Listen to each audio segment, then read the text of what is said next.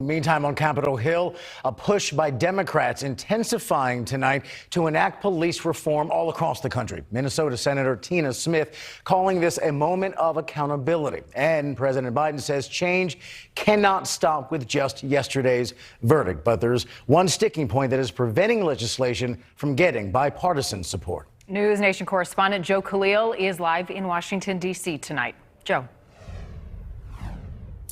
Yeah, Robin, Marnie, the verdict really has sort of restarted this debate here in Congress about what police reform should look like. Democrats passed their bill back in March, the one named after George Floyd, the George Floyd Justice and Policing Act, but they did so without any Republican support. And it was a really big, sweeping police reform package. Essentially, it lowered the standard for when a police officer would be allowed to be prosecuted.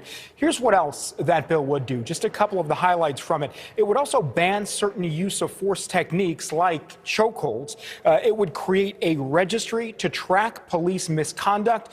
It also, and this is probably the most contentious point here, it ends what's called qualified immunity. That is the protection that police officers get so they are not able to be sued in civil cases. That would end if this bill became law, and it's that last part that's really at the heart of the disagreement between both parties now. Republicans argue that getting rid of qualified immunity leaves a lot of officers vulnerable and may even push many good officers to leave their law enforcement departments.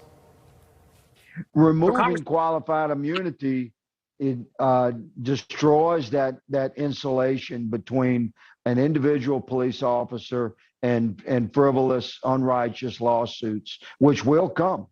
Is one of the big reasons cops will leave law enforcement.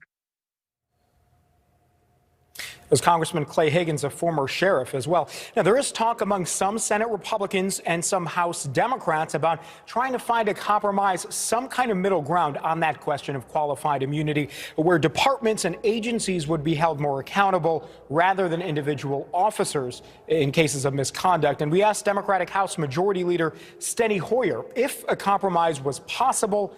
And here's in part what he told us. We believe the bill that we sent was a good bill.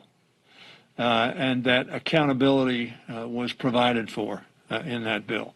We do not expect in the House that the legislation that we adopt will be taken whole by the United States Senate. They're going to have their own ideas, their own views, and they will amend it.